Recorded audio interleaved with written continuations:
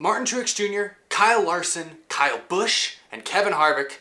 Your top four at Pocono could very well be your top four at Homestead.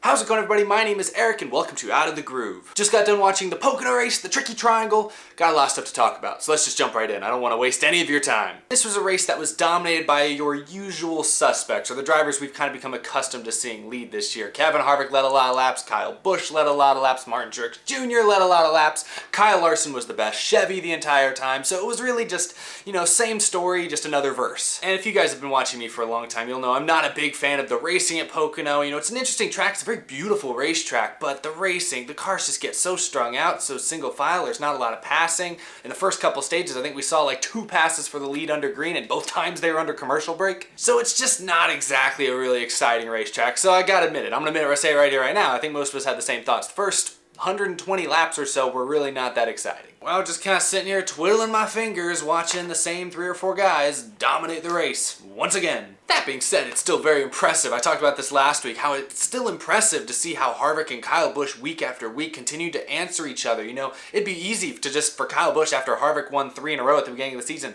to have just given up. But no, he went out and won 3 in a row of his own. And then since then, they've kind of been trading victories. It's just impressive, honestly, to see how talented these guys are. You don't have to be a big fan of them. Lord knows I'm not a big fan of those guys, but they're very talented, and we're seeing it firsthand, so you gotta at least kind of appreciate that. So yeah, the first 70% of the race or so was pretty slow. The most notable incident was when Bubba Wallace on a restart missed a shift, like we've seen happen at Pocono in the past with other drivers, blew up his motor, so Bubba Wallace had a decent run going, looked like he had a top 15 potentially car, and that did not go his well. Definitely is not going to help him make a case into trying to make the playoffs. He's got a lot of ground to make up. But anyway, looking at my notes, there wasn't a whole lot else. Looking ahead to the first big incident of the day and the final stage of the race, Kyle Larson got into the back of Derek Cope, who was many laps down, got in the back of Cope, spun him around. That brought out a caution in stage 3, and that's really where the interesting, the gears started to turn, and a lot of things started to go awry. Soon after, we saw a debris caution for a chunk of metal flying all over the place,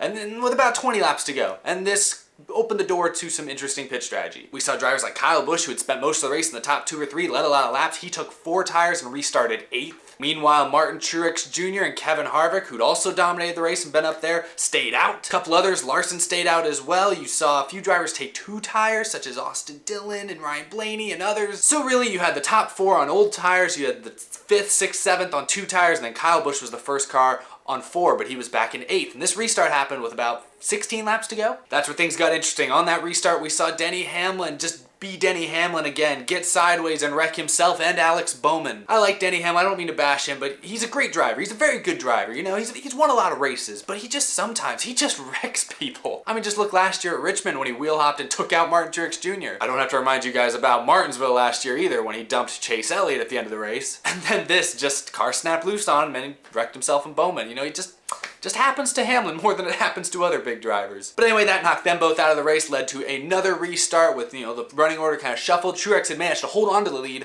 On this next restart, before they could even get to the start-finish line, Erik Jones gets turned by Joey Logano, and this brings out another yellow. Erik Jones, right as they crossed the line, jumped to the inside to try and take him 3 wide. Logano went with him, just gave him a little bit too much of a shot into the left rear. That sent Jones around, damaged his car. I think he finished 29th or 30th, so rough day for them. But this stacked up the field yet again. Martin Truex Jr. managed to hold the lead, and this set up the stage for a final, 8 or 9 lap run to the finish. And in that final run, Truex got away, and it was Larson managing to hold off Kyle Busch for 2nd, so Truex gets his 2nd win of the season. Last season, Martin Truex Jr. dominated the 1.5 mile tracks. This year, he has 2 wins, both at tracks 2 miles or longer. So Martin Truex Jr. has become the master of the big tracks, I suppose. Truex was first, Larson held on to 2nd on old tires, Kyle Busch was managed to get back up to 3rd with his fresher tires but couldn't get any further, and then Kevin Harvick finished 4th to match his car number. You can see the whole top 15 right there. Brad Keselowski rounded out the top 5. A solid day for Team Penske, all 3 of their cars inside the top 10. Joey Logano comes back to get a top 10 after running out of gas earlier in the race trying to play strategy, so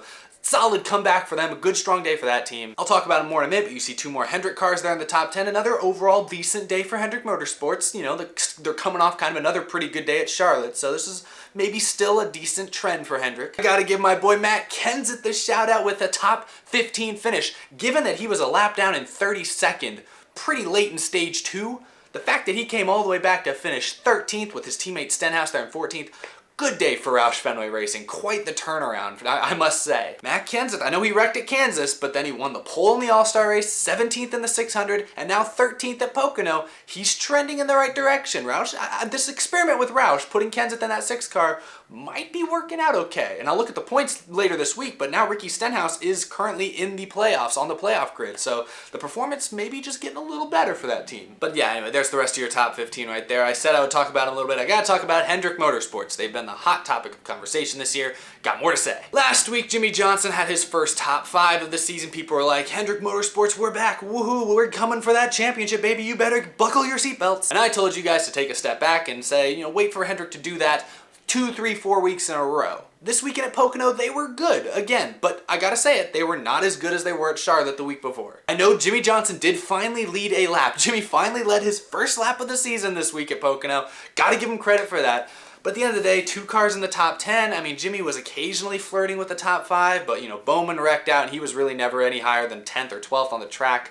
Byron was never higher than 10th or 12th. Chase Elliott was occasionally up there near the top 5, but even he came out 10th. This still isn't the Hendrick Motorsports that we saw 3 or 4 years ago, and it's just not. They're good, and they're definitely trending in the right direction. I will say that's two weeks in a row where they've been solid. But I'm not ready to say any of them are championship contenders. And that's coming from a guy, remember, at the beginning of the season, I thought Jimmy Johnson would be the champion this year. I thought Hendrick Motorsports would be great this year, but they haven't shown it yet. And I'm not yet ready to say that they're at championship level. They're trending in the right direction. Don't get me wrong. They're going the right way. I think in a few weeks, maybe we could see them contending for wins. But they're not there yet, so everyone hold your horses, please. Lastly, I gotta talk about that top 4 again. Like I said, with Harvick up there, Kyle Busch up there, Larson, Truex. Between Truex, Harvick, and Kyle Busch, that's 11 wins this year. The talk has mostly been about Kyle Busch and Kevin Harvick, but Martin Truex Jr. reminded us here this weekend at Pocono that he is not to be forgotten. I mean, the guy won the championship just a few months ago. We can't forget about the champion. I mentioned it last week. Right now, we've got a clear divide. You've got Kevin Harvick and Kyle Busch up here, Martin Truex Jr. probably still just behind them, and then you maybe have like Joey Logano, maybe Blaney, maybe Larson, and then everybody else is way down here off the grid. It's become 4 versus 18, with the 78 maybe trying to sneak in there. The question really remains is who will be the 4th challenger. Kyle Larson maybe made a case that it could be him after this week, but we've seen Blaney have good runs. He had another good run this weekend. We've seen Keselowski and Logano. Penske's had a lot of good runs. Could it be another SHR car? Boyer had a good run for most of the race. I think he finished 19th or 20th, had a tough go of it at the end, but he had a good car. Eric Almirola's been fast this year. There's a lot of names, but I think right now it is 100% obvious that it's Harvick versus Kyle Busch, and I think NASCAR needs to make sure they're promoting that. I think NASCAR needs to move away from the whole, watch NASCAR for the young drivers. No, watch NASCAR because you're seeing one of the most historically awesome, historically competitive 2-car battles for the championship that I've seen in a long time. I know we're still in the first half of the season, but this has shades of Tony Stewart versus Carl Edwards in 2011 in the playoffs. Remember that when Stewart won 5 out of 10 races and only barely managed to edge Carl Edwards on a tiebreaker? Those were 2 juggernauts of the series at the time, and right now Kyle Busch and Kevin Harvick are the juggernauts of the series right now. Martin Truex Jr. with the win like this at Pocono is trying to pop his name in there, but right now it's still Harvick and Kyle Busch, and I think NASCAR needs to make a note of that and needs to talk about them more as the season goes on. And there can be more challengers to come, but right now it is them on a pedestal. Truex is trying to climb that pedestal, and then everybody else is just down here somewhere.